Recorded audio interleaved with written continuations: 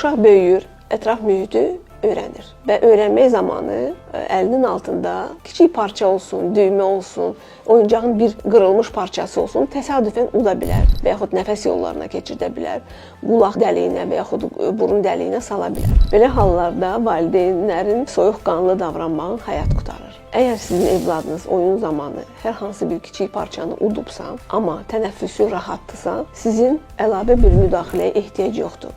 Çünki bəzi valideynlər belə hallarda barmaqla və yaxud da ki, qulaq çöpü ilə o yad cismi çıxartmaq istəyirlər. Belə hallar vəziyyəti daha da çətinləşdirir. Əgər uşaq nəsə udubsa və eyni zamanda tənəffüsü çətinləşirsə, təcili yardım dərhal çağırın və yardım göstərin. Yardım necə? Helmiç üsulu ilə. Yumruğunuzu mədənin üst hissəsinə yerləşdirin və arxadan 5 dəfə yuxarı doğru itələyərək yad cismi çıxartmaq çalışın. Evladınız oyun zamanı batareya və yaxud da ki, kəsici bir alətin bir parçasını udubsa, heç gözləmədən dərhal həkimə müraciət edin.